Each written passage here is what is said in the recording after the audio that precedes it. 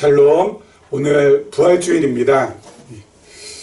예수님의 부활을 우리 기념하며 우리 교회에서는 이렇게 부활주일을 매년 우리가 절기로 지키고 있습니다. 하지만 물론 절기로 지키는 것도 중요하지만은 저희는 우리 매일매일이 우리 부활절이라고 말씀을 드렸습니다. 그 이유에 대해서는 우리 다시 한번 우리 잠시 후에 말씀을 드리도록 하겠습니다.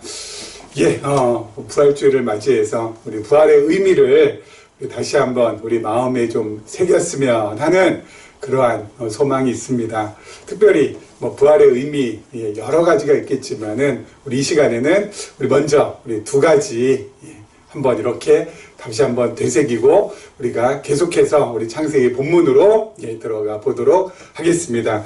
우리 첫 번째는요, 첫 번째 부활의 의미, 우리에게 있어서 부활이 무엇인가 라고 한다면은 다른 것이 아니라요, 바로 우리 또한 다시 살아난다라는 이 부활의 소망을 가지고 산다라는 것입니다. 예수님께서 이 땅에 오셔서 고난받으시고 십자가에 달리시고 사흘 만에 다시 부활하셨습니다. 다시 말씀드려서 부활의 첫 열매가 되셨습니다. 그렇죠? 예수님께서 부활의 첫 열매가 되셨습니다. 여러분, 첫 열매가 되었다라는 요 뜻은 바로 뭐냐면요, 제가 사는 동네에는 우리 배를 키우는, 그래서 배나무가 많은 과수원들이 좀 있습니다. 그래서 아마 이 봄이 되면은 하얀색 배꽃이 아마 피겠죠. 그리고 이제 여름이 지나서 이제 배가 아마 이렇게 맺혀지기 아마 시작하고 이제 가을이 되면은 주렁주렁 아마 열매를 맺겠죠. 여러분, 이 배나무에서 배과수원에서 어떤 배나무에 첫 열매가 딱 열렸다. 그렇죠? 와, 이 탐스러운 배의 열매가 딱 열렸다. 이 첫 열매가 딱 열렸다라는 것은 다른 것이 아니라 여러분, 첫 열매는 첫 열매로 끝나지 않는다라는 것을 의미합니다. 그렇죠? 첫 열매는 반드시 다음 열매들을 기대하게 만듭니다. 다음에 또 열매가 있다는 거죠. 여러분, 배과수원에서 한 배나무에서 배 열매 조그만 게 하나 딱 맺혔다고 해서 그걸로 딱 끝인다? 말이 안 되는 거죠. 그것은 첫 시작일 뿐이고 첫 열매일 뿐이고 그 다음엔 뭐예요? 정말 이루 헤아릴 수 없는 무수히 많은 배 열매들이 맺혀진다라는 것이죠. 예수님께서 부활의 첫 열매가 되셨다라는 것은 다른 것이 아니라 그 다음 열매들이 있다라는 것입니다. 부활의 그 다음 열매들, 바로 누구입니까? 저와 여러분들이 죄송합니다. 부활의 다음 열매들인 것입니다. 그렇죠? 예수님께서 첫 열매가 되셨듯이 우리가 다음 열매로서 살아간다는 것이죠. 여러분, 우리는 그러면은 언제 부활합니까?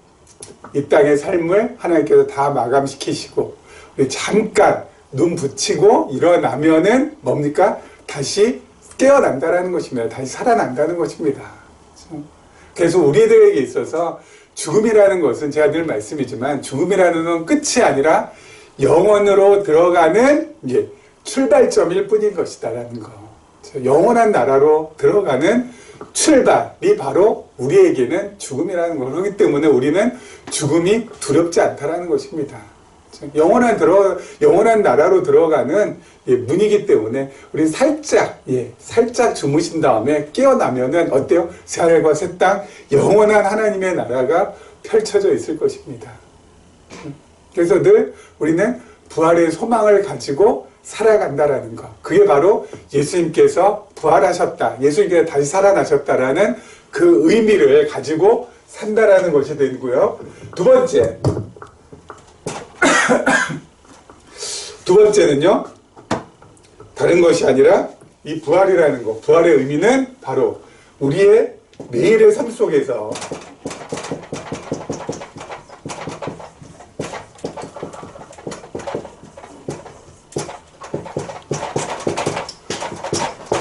매일의 삶 속에서 일어나는 부활이라는 것이죠.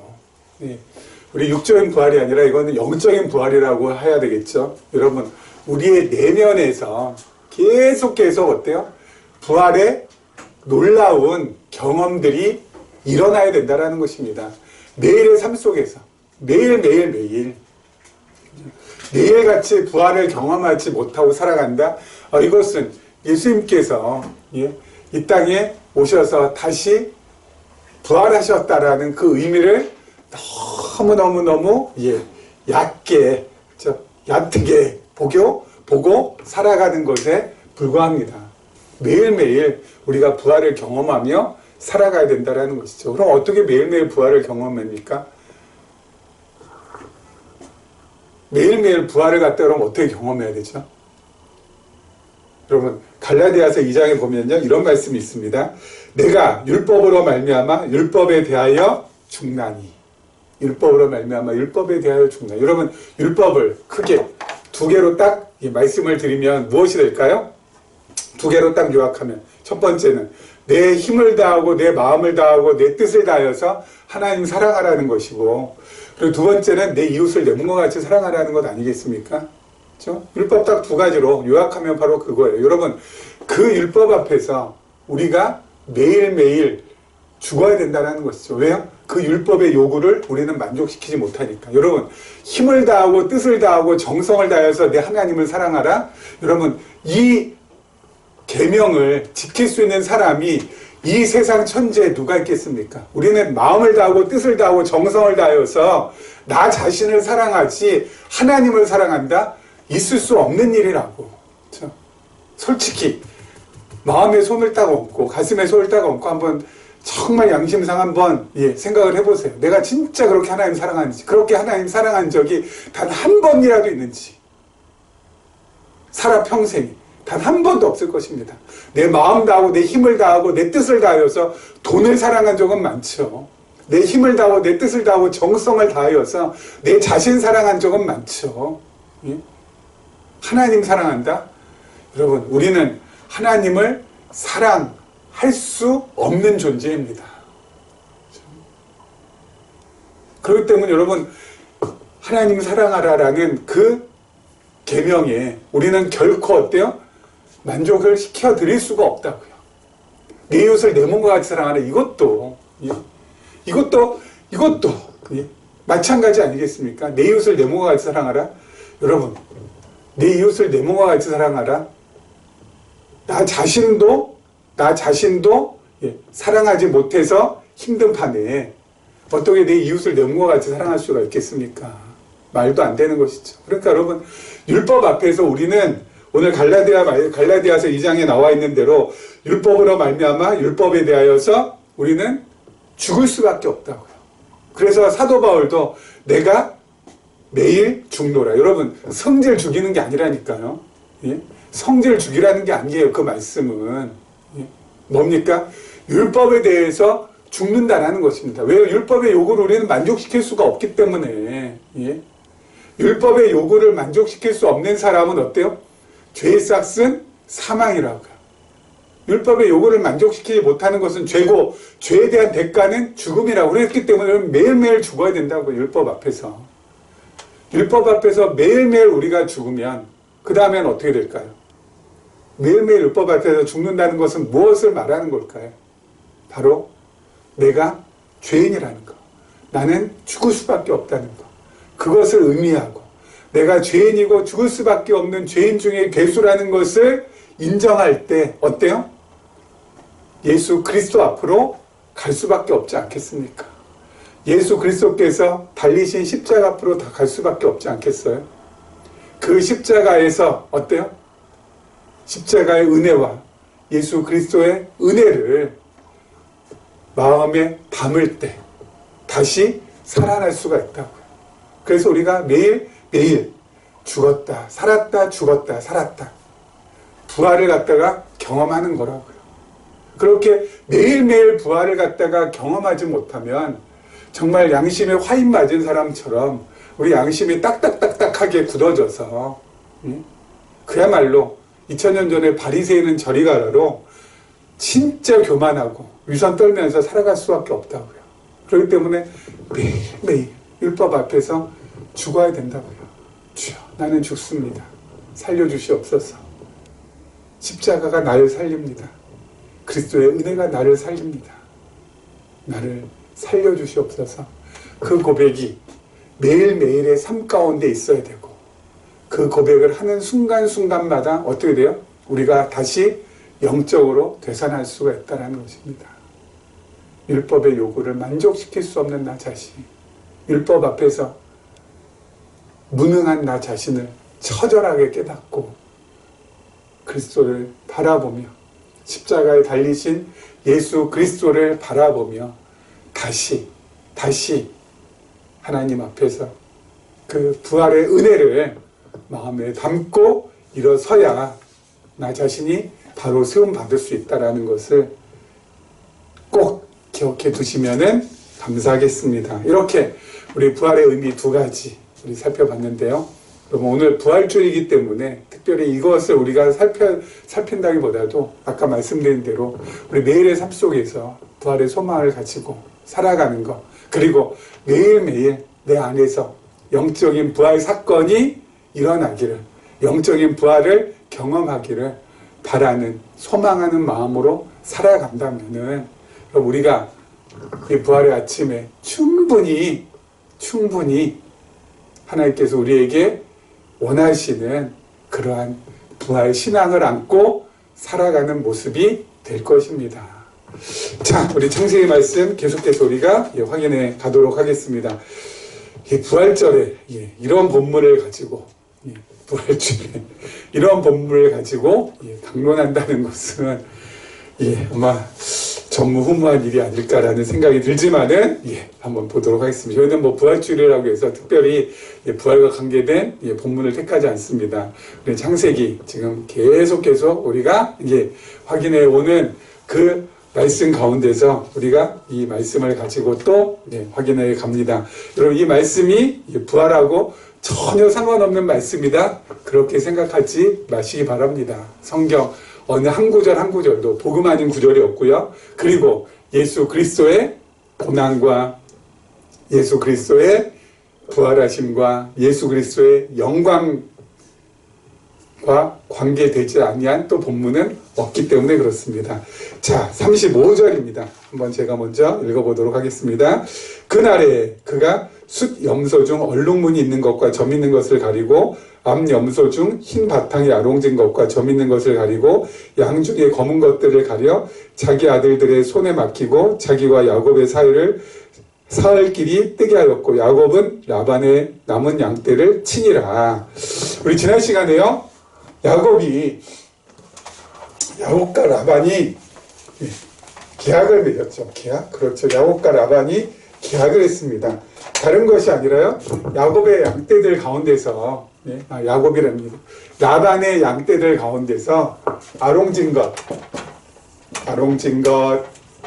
그리고 이 검은 것, 그리고 얼룩진 것, 이런 것들, 그렇죠? 이런 것들은 다 누구의 소유가 된다고요? 전부 다? 이런 것들은 전부 다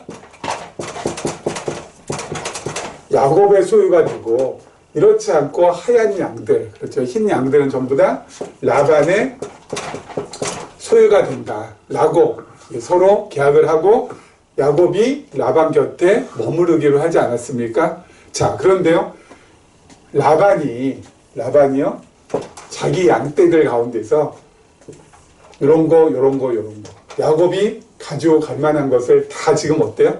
다 빼내어 가지고 누구에게 줍니까? 자기 아들들한테 주고, 야곱과 어때요? 야곱이 치고 있는 그 양떼들과 사흘길, 엄청나게 먼 길이죠. 사흘길, 엄청나게 먼 길을 갖다가 두고 어때요? 양떼를 치게 합니다. 와, 그러니까 라반 이 사람도 보통 인물은 아니죠. 보통 인물은 아니죠. 왜요? 이런 거 전부 다 빼고, 그럼 야곱은 뭐예요? 하얀색 양만 키울 수밖에 없잖아요. 하얀색 양만. 그거 다 누구 거예요? 라반 거니까. 그럼 하얀색 양만 키우는 야곱이 어때요? 훨씬 더 불리합니다. 그렇지 않겠어요? 아니 이게 하나도 없잖아요.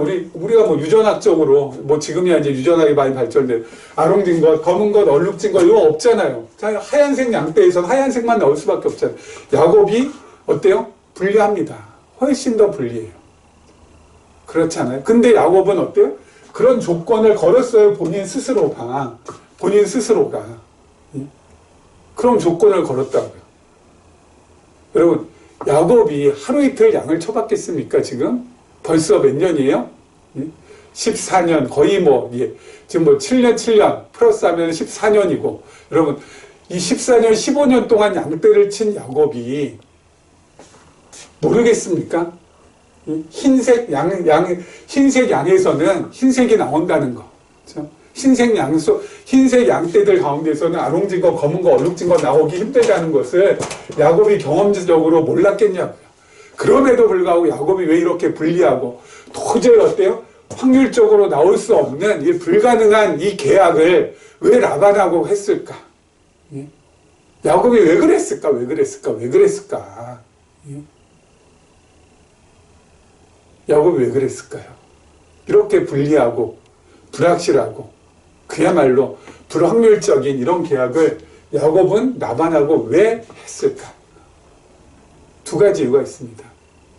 첫 번째는 다른 것이 아니라 야곱은 하나님께서 자기 자신에게 하신 언약, 약속을 신뢰하고 있기 때문에 그렇습니다.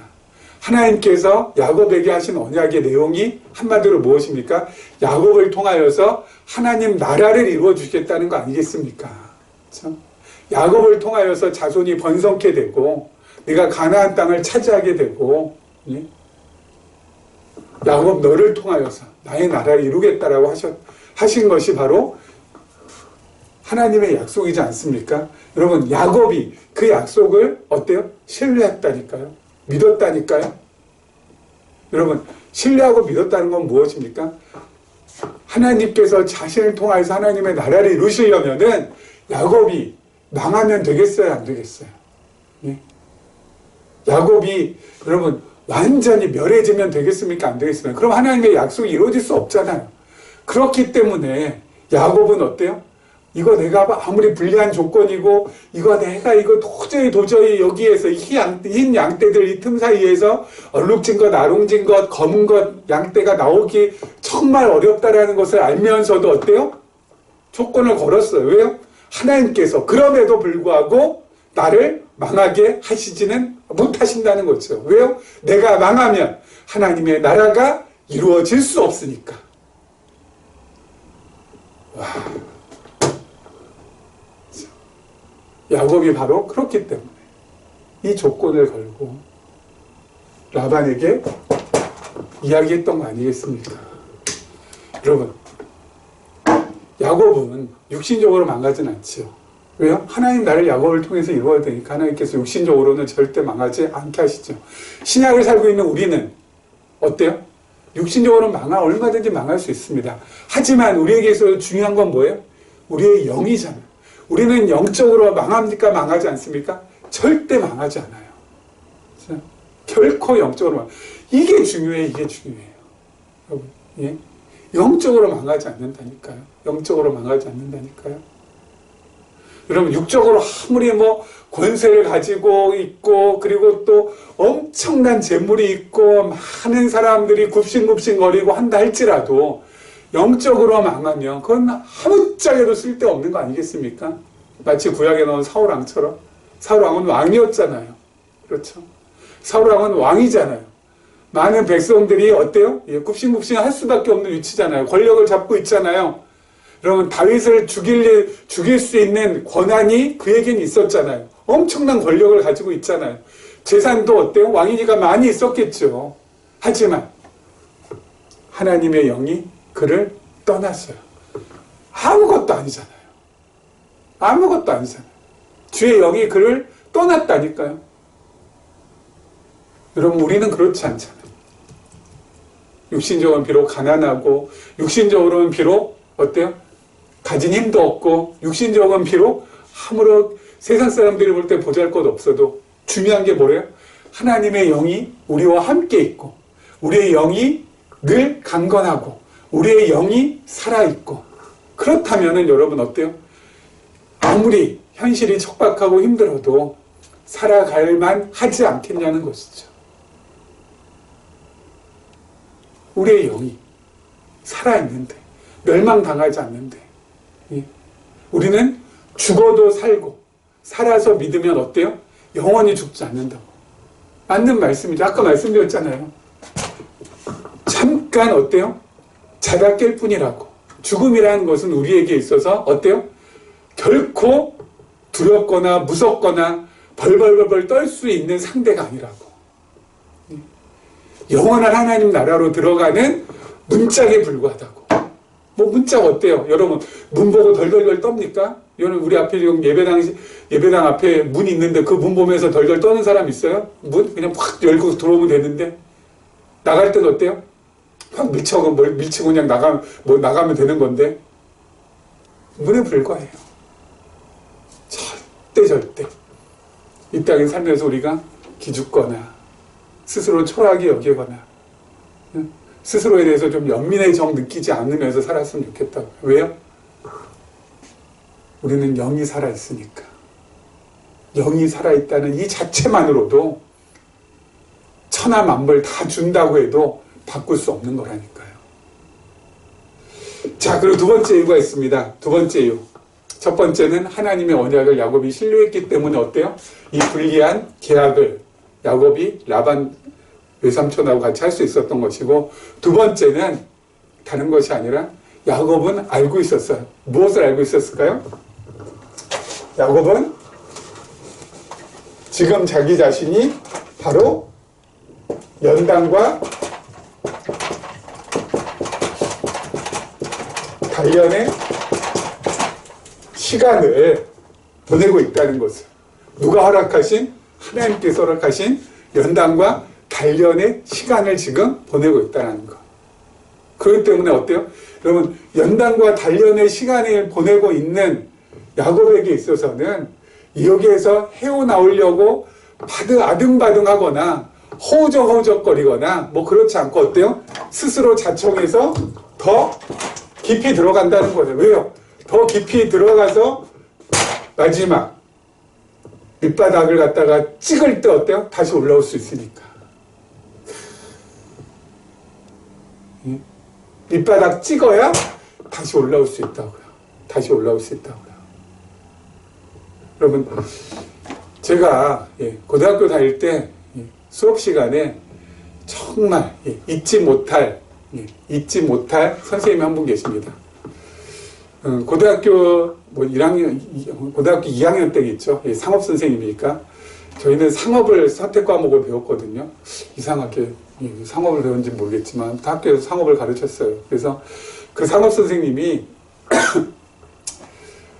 우리 고등학생들 가운데서 이제 여름방학 되면은 어때요? 주로 계곡으로 강으로 많이 이제 놀러 가잖아요. 근데 그때만 하더라도 뭐 이렇게 안전 사고가 많이 일어났습니다. 그래서 강에서 이제 빠져 죽는 익사 사고자가 제법 있었거든요. 이제 그 이야기를 이제 많이 들으셨겠죠. 그래서 저희에게 여름방학을 앞두고 수업 시간에 이런 말씀 하시더라고요. 너희들 혹시 강으로 놀러 가서 강으로 놀러 가면은 주로 강에서 익사하는 사람들이 깊은 강바닥에 빠져 죽는 게 아니라 대략 한 2m, 3m 그 정도에서 익사자가 참 많다고 하더라 하면서 강 바닥에 빠졌을 때 바닥이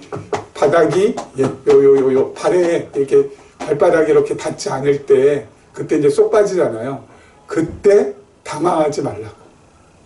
절대 당황하지 말고 그럼 어떡하냐 알려줄 테니까. 이러면 100% 살아 돌아오니까 익사사고 생기지 않으니까 잘 알아들으라고 하시는 말씀이 바로 뭐냐면은 강으로 딱 빠지면은 강바닥으로 이렇게 들어가서 뭘 하다가 아무튼 이렇게 딱 빠져서 밑에 잡는 이렇게 바닥이 너무 깊어서 쑥 빠지면은 허부적허부적거리면서 나오려고 애쓰지 말라고.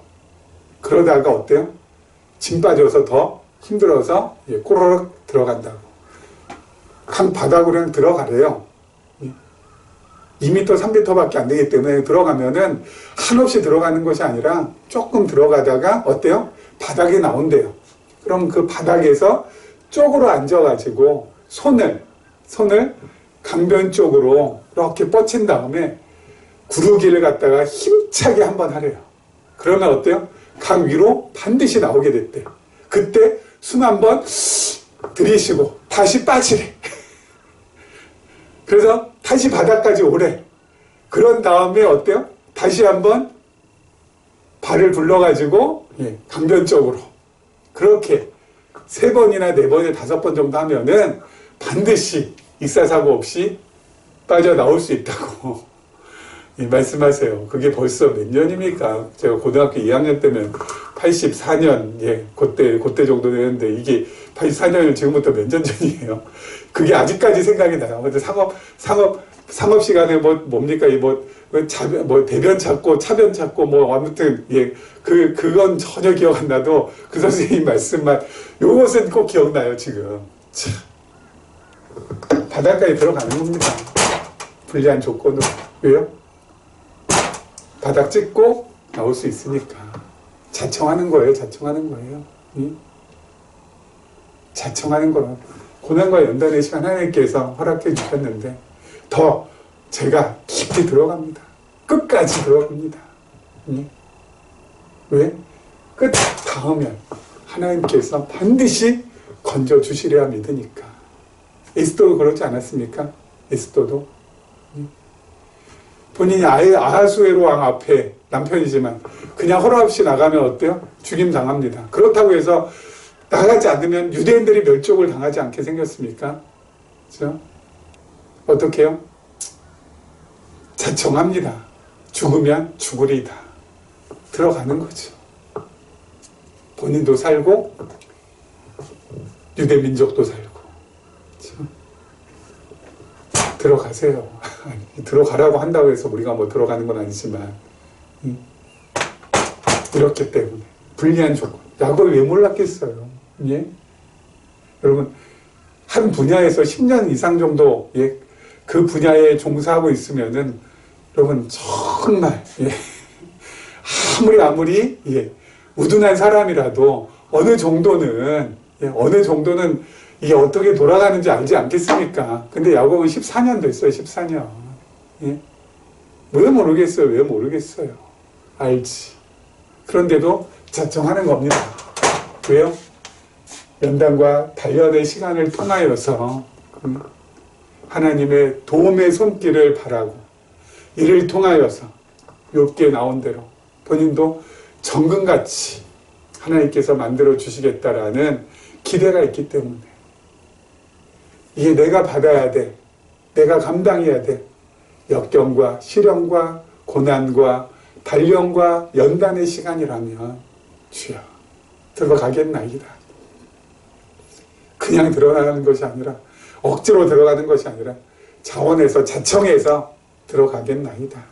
주여 나를 돌봐주시고 정금같이 나올 수 있도록 주님께서 나를 이끌어 주시옵소서 하고 가는 겁니다. 자, 우리 그 다음 절 한번 보도록 하죠. 그 다음 절. 야곱이 버드나무와 살구나무와 신풍나무의 푸른 가지를 가져다가 그것들의 껍질을 벗겨 흰 무늬를 내고 그 껍질 벗긴 가지를 양떼가 와서 먹는 개천의 물 구유에 세워 양떼를 향하게 하며 그때가 물을 먹으러 올 때에 새끼를 베니 가지 앞에서 새끼를 뱀으로 얼룩얼룩한 것과 점이 있고 아롱진 것을 낳은지라. 야곱이 새끼 양을 구분하고 그 얼룩무늬와 검은빛 있는 것을 라반의 양과 서로 마주보게 하며 자기 양을 따로 두어 라반의 양과 섞이지 않게 하며 튼튼한 양이 새끼 뵐 때에는 야곱이 개천에다가 양떼의 눈앞에 그 가지를 두어 양이 그 가지 곁에서 새끼를 베게 하고 약한 양이면 그 가지를 두지 아니하니 그렇게 함으로 약한 것은 라반의 것이 되고 튼튼한 것은 야곱의 것이 된지라. 그럼 이게 말이 되는 거라고 생각하십니까? 양떼 앞에 나무 껍질 벗긴 것을 갖다가 논다고 해서 그 양이 아롱진 것, 검은 것, 얼룩한 것을 갖다가 그 새끼 양을 뵐 수 있냐고요. 여러분 과학적으로는 아무런 근거가 없는 것 아니겠습니까? 그야말로 엉터리예요, 엉터리. 여러분 성경은 진짜 서양 사람들이 볼 때는 너무너무 말이 안 되는 게 많아요. 그렇죠? 내가 잘해서 복 받는다. 이건 말이 되잖아요. 내가 잘했으니까 복 받지. 근데 성경은 뭐라고 합니까? 죄 적고요, 실수 많고요, 어리석고요, 미련하고요, 곰탱이고요. 그런데도 복을 받아요. 말이 안 된다니까요. 말이 안 된다니까요. 예? 말이 안 돼요. 어떻게 실수 많고 죄투성이고 어리석고 미련하고 곰탱인데도 예? 복을 받냐고요. 왜? 다른 것이 아니라 하나님께서 그와 함께 하시기 때문에, 하나님께서 그의 편이 되어 주시기 때문에 말이 안 되는 이 말이 성경에는 어때요? 말이 되는 말로 기록이 된다니까요. 참, 이거 엄청난 거 아니겠습니까? 엄청난 거 아니겠습니까? 참. 여러분, 야곱이라고 이걸 몰랐겠습니까? 예? 이 말이 안 된다는 것을 예? 그렇게 나뭇가지 껍질 벗겨가지고 양 앞에 둔다고 해서 그 양이 새끼 뵐 때 아롱진 것, 예? 검은 것, 이게 배겠다는 것. 야곱이 여러분 그렇게 엉터리 같은 방법 쓰는 거 본인 자신이 몰랐겠냐고요. 근데 왜 썼을까요? 이런 것을 이거 왜 했을까요? 야곱이 그만큼 절박함과 간절함이 묻어 있다라는 것입니다. 하나님이 도와주시지 않으면 안 된다라는 절박함과 간절함이 묻어 있어요. 그래서 하나님께서 이 엉터리 같은 방법에 힘을 실어주세요. 그래서 야곱이 자기 재산을 드디어 어때요? 가지기 시작하고 그 재산을 불려나가기 시작하게 하십니다. 왜요? 라반의 그늘에서 벗어나야 야곱이 어때요? 가나안 땅으로 돌아올 수 있고, 가나안 땅으로 돌아온다는 것은 하나님께서 이미 야곱에게 베델에서 약속하신 것이기 때문에 그 약속을 하나님께서 지켜야 되기 때문에. 그렇죠? 여러분, 라반 밑에서 종살이하는 야곱은 도저히 나올 수가 없습니다. 그렇죠? 여러분, 얼마 전에 끝난 고려 거란 전쟁을 한번 이렇게 보시면은요, 거란이 워낙 강대한 나라잖아요. 고려가 늘 당합니다. 늘 당합니다. 쳐들어올 때마다 아주 그냥 사색이 됩니다. 사색이 됩니다. 왕도 저희 개경에서 나주까지 그냥 피신을 가고 백성들도 엄청나게 생각하고 수십 년 동안 거란 밑에서 그냥 벌벌벌벌 떨며 지내야 됩니다. 그런데 강감찬 장군이 귀주대첩에서 거란군을 갖다가 완전히 섬멸한 이후에 전세가 역전이 돼요. 전세가 역전이 돼요. 대등한 관계를 넘어서 고려가 어때요? 더 힘이 세죠. 세지니까 어떻게 돼요? 드디어 거란의 그늘에서 벗어나게 됩니다. 그래서 거란으로부터도 실리를 취하고 그 옆에 있는 송나라로부터도 실리를 취하고 그늘에서 벗어나기 위해서는 어때요? 힘이 있어야 돼요. 힘이 있어야 돼요. 그렇죠? 대등한 관계가 돼야 돼요. 지금 현재로서 라반하고 야곱하고는 대등한 관계가 아니잖아요. 어때요?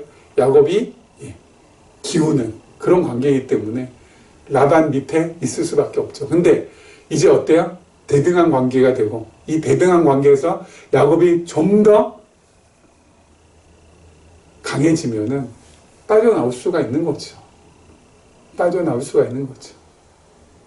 하나님께서 그래서 이 엉터리 같은 방법임에도 불구하고 야곱에게 힘을 실어주신다고요. 힘을 실어주신다고요. 참. 여러분, 이 땅에 태어난 사람들은 그 누구나 할 것 없이 사망의 그늘에 있습니다. 사망의 그늘 아래에서, 그 사망의 그늘 아래에서 단 한 발자국도 벗어나지 못하고 있습니다. 죽음 앞에 벌벌 떠는 거, 죽음을 두려워하는 거, 죽음을 무서워하는 거, 여러분, 이 땅에 태어난 모든 사람들에게 있어서의 공통점입니다. 그러나 하나님께서 우리는 그 죽음의 그늘, 사망의 그늘에서 벗어나게 해주셨다고요. 그래서 우리는 사망, 죽음이 더 이상 무섭지 않다고요. 예수님께서 첫 열매, 부활의 첫 열매가 되셨기 때문에 우리도 그 다음 열매가 된다고요. 우리 언제 부활합니까? 우리 언제 다시 살아납니까? 이 땅의 삶을 다 마감하고 나서. 자, 우리 요한계시록 성경 공부할 때 말씀드렸었죠. 지금 우리는 신약시대에 살고 있습니다. 자, 예수님 오시고 부활하시고 승천하신 다음에 우리 지금 여기 2024년 살고 있습니다. 앞으로 우리가 뭐 2100년까지 살지 얼마나 살지 잘 모르겠지만 아무튼 지금은 뭐예요? 이방인들의 구원 시대입니다. 이방인 구원 시대고요. 그리고 좀 있으면은 이방인 구원 시대 끝난 다음엔 유대인들 구원할 수 있는 시대가 옵니다. 그리고 나서 예수님께서 재림하십니다. 예수님 재림하실 때 부활하는 사람들이 바로 누굽니까? 이때 순교자들이 부활합니다. 순교자들이 부활해가지고 천년왕국을 예수님과 함께 왕노릇하면서 보내고 천년왕국 끝나고 나서 천년왕국이 끝나고 나서 이때 또 부활합니다. 누가요? 순교하지 않은 성도들이 부활합니다. 그래서 우리는 순교하면 이때 부활하고 순교하지 않으면 이때 부활하고 부활한 다음에 신보자 심판 이후에 우리는 어때요? 영원한 하나님 나라에 들어가서 하나님과 영원토록 세세토록 왕노릇하면서 하나님과 더불어서 살아가게 된다고요. 자, 그런데 말씀드렸죠. 2024년에서 2100년까지 이때 우리가 이 땅의 삶을 마감한다. 그러면 여기서 또 유대인 구원시대 지나고 만약에 순교했으면 그 다음에 부활하고 순교 안 했으면 이제 천년왕국 지난 다음에 부활하는데 야, 우리가 진짜 오랫동안 이 시대가 그렇죠? 엄청 오래일 거 아니에요. 하지만 우리가 이 땅의 삶을 마감하고 눈을 감는 순간에는 어때요? 영원한 세계로 들어가요. 영원한 세계에서의 시간은 이 땅에서의 시간하고는 다릅니다. 그렇죠? 말씀드렸잖아요. 천년이 하루 같고 하루가 천년 같다고. 그리고 천년이